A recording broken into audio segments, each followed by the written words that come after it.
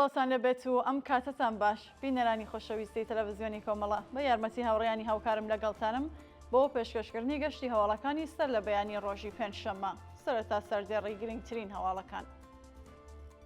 مەترسی لەسەر گیانی بەندکراوانی سیاسی لە زیندانی ئەڤین، مەترسی سەپاندنی تۆمەتی ناڕەوای محاربە بەسەر هاوڵاتیەکی خەڵکی شارستانی گیلان غەرب، سەپاندنی حکمی 10 ساڵ زیندانی تەعەزیری بەسەر هاوڵاتیەکی خەڵکی شاری کامیاران، ئازادی دەست بەسەرکراوانی شاهین شار بە مەبەستی بەشداری لە ڕێپێوانی 22 ڕێبەندانی ڕەژیم و کەمبوونەوەی ناردنی نەوت لە ئێرانەوە بۆ چین.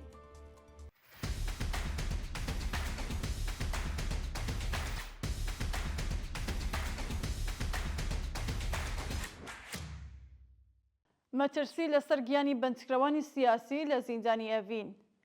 بەپێی دوایین زانیاریەکان لە ڕۆژانی ڕابردوو کۆمەڵێک لە بەندکراوانی سیاسی ڕاگیرا و لە زیندانی ئەڤین لەلایەن بەکرێگیراوانی ڕۆژیمەوە هێرش کراوەتە سەریان.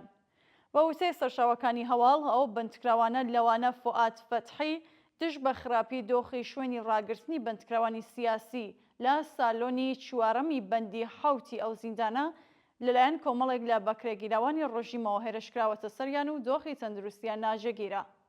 ئەمە لە کاتێکدایەکە تاوانبارانی ئەم ڕووداوە لەلایەن بەرپرسانی زیندانەوە هیچ سزایەک بەسەریاندا نەسەپێنراوە و لە دۆخێکی یاساییدا. گیانبەختکردنی منداڵێکی تەمەن 13 ساڵ بە چەقینەوەی مین لە شارستانی دێهلۆران. ڕۆژی سێشەممە 21 ڕێبەندانی 1404 هەتاوی منداڵێکی تەمەن 13 ساڵی خەڵکی شارستانی دێهلۆران با تەقینەوەی مینی پاشماوەی شەڕی نێوان کۆماری ئیسلامی و عێراق گیانی بەخت کرد. بە پێی دوایین زانیاریەکان پاش ڕوودانی ئەم ڕووداوە لە چەمی هێندی ئەو شارستانە بەهۆی درەنگەیشتنی تیمەکانی فریاگوزاری خێرا ئەو منداڵە گیانی بەخت کردووە. شایانی باسا سەرەڕای تێپەڕبوونی زیاتر لە 37 ساڵ لە کۆتایی هاتنی شەڕی نێوان ڕژیمی کۆماری ئیسلامی و دەوڵەتی عێراق هەتا ئێستا لە ناوچە سووریەکانی ئێران و کوردستان 20 هاوڵاتی گیانیان لەدەستەوە و لانیکەم 30 هاوڵاتی دیکەش بریندار یان کەمەندان بوون. مەترسی سەپاندنی تۆمەتی ناڕەوای محاربە بەسەر هاوڵاتیەکی خەڵکی شارستانی گیلان غەرب. بەپێی راپۆرتەکان هاوڵاتیەکی خەڵکی شارستانی گیلان غەرب و لە دەست بەسەرکراوانی ڕەوتی ناڕزایەتیەکانی مانگی ڕابردوو مەترسی سەپاندنی تۆمەتی ناڕەوای محاربەی لەسرە. سەرچاوەکانی هەواڵ ئاماژە بۆ دەکەن کە ئەو شارۆمەندە بە ناوی سینا سەجادی مەنێش خەڵکی گوندی کاسەکەران ڕۆژی هەینی 19 ڕێبەندانی ئەمساڵ بەهۆی بەشداری لە خۆپێشاندانەکانی خەڵک دژ بە دەسەڵاتی جەنایەتکاری کۆماری ئیسلامی دەست بەسەر و ڕەوانەی گرتوخانەکانی ناوەندە ئەمنیەکان کراوە. جێگای ئاماژە ئەو دەست بەسەرکراوە تا کاتی داڕشتنی ئەم هەواڵە لە مافی دەستڕاگەیشتنەوە پارێزەر و پەیوەندی لەگەڵ بنەماڵەکەی بێبەشکراوە. سەپاندنی حکمی 10 ساڵ زیندانی تەعەزیری بەسەر هاوڵاتیەکی خەڵکی شاری کامیاران. بەپێی راپۆرتی گەیشتوو ڕێبوار مارابی هاوڵاتی خەڵکی شاری کامیاران لەلایەن دەستگای قەزای ڕژیمەوە حکمی 10 ساڵ زیندانی تەعەزیری بەسەردا سەپێنراوە. بە وتەی سەرچاوەکانی هەواڵ ناوبراو ڕۆژی هەینی 19 ڕێبەندانی ئەمساڵ بەهۆی بەشداری لە ڕەوتی ناڕزایەتیەکانی خەڵک لە شاری تاران دەست بەسەر و ڕەوانەی شوێنێکی نادیار کراوە. ئەو پاشان ئەو بەندکراوە بە تۆمەتی هاوکاری لەگەڵ ناوەندە ئەمنیەکانی ئیسرائیل ئەو حکومەی بەسەردا سەپێنراوە و شایانی باسیشە سەرڕای بەدوەداچوونی بنەماڵەکەی لەسەر دۆخی تەندروستی و ڕەوەندی دۆسیەکەی تا کاتی داڕشتنی ئەم هەواڵە زانیاریەک لە بەردەستانیە و مەترسی وەرگرتنی دانپێدانانی زۆرە ملێش لەسەریەتی. بەردەوامی دەست بەسەرکران و ناڕوونی چارەنووسی 7 بەندکراوی ژن لە زیندانی ئیلام. بەپێی دوایین راپۆرتەکان 7 ژنی دەست بەسەرکراو لە ناڕزایەتیەکانی مانگی ڕابردوو لە کاتێکدا کە هێشتا ڕەوەندی دۆسیەکانیان ڕوون نەکراوەتەوە لە زیندانی ناوەندی شاری ئیلام ڕاگیراون. بەپێی راپۆرتی ڕێکخراوەکانی مافی مرۆڤ ئەو 7 ژنە بەناوەکانی ئایدا ئارامێش، زەینەب تەحماسب، هاجەر خالدی، دۆنیا سادقی، فاتمە پەریوەشی، سۆهام مەسعودی و سەدەف قاسمی کاتی دەستپێکردنی ناڕزایەتی سەرتاسەریەکان لە ئێران و کوردستان لەلایەن هێزەمنیەکانی ڕژیمەوە دەست بەسەر و پاشان بەبێ ڕوونکردنەوەی ئەو تۆمەتانەی کە خراوەتە پاڵیان ڕەوانەی زیندانی ناوەندی شاری ئیلام کراون. لە سێدارەزانی چواردە بەندکراو لە زیندانەکانی ڕژیمی کۆماری ئیسلامی. لە ڕۆژانی ڕابردوودا سەرەڕای بەرزبوونەوەی ئاستی ناڕزایەتیەکانی خەڵکو و بەندکراون لە زیندانەکانی ڕژیمی کۆماری ئیسلامی چواردە بەندکراو لەلایەن حکوومەتەوە لە سێدارەدراون.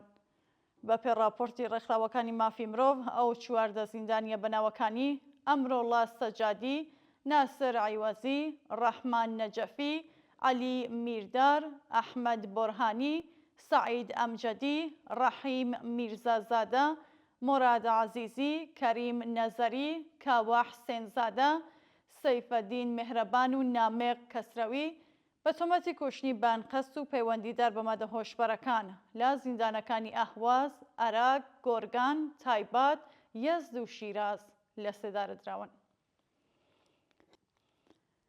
ئازادی کاتی بەندکراوێک لە زیندانی چووبیندەری قەزوێن.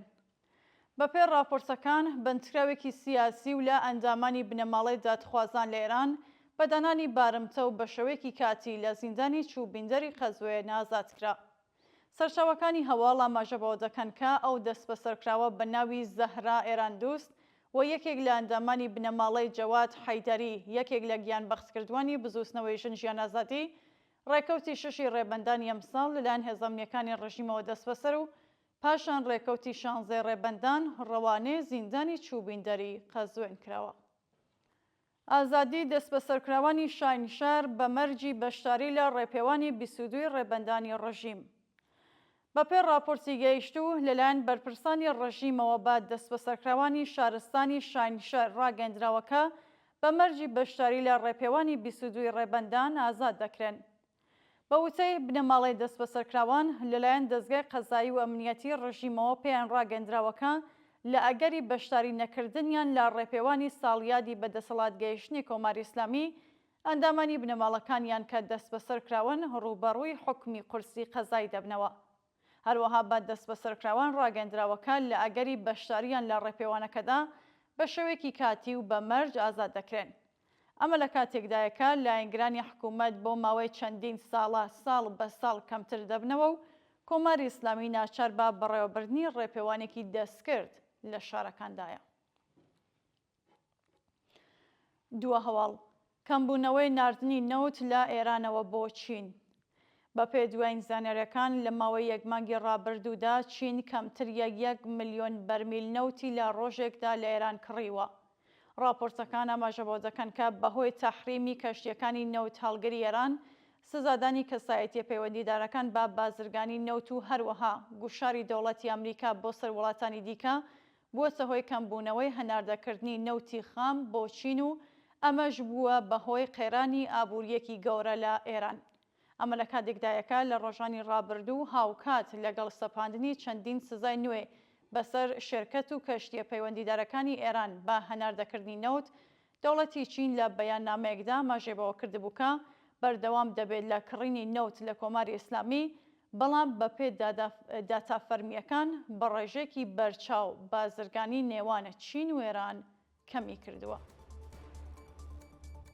بینەرانی خۆشەویست، هەواڵەکانتان پێشکەشکرا، هەر شاد و ئاسوودە بن.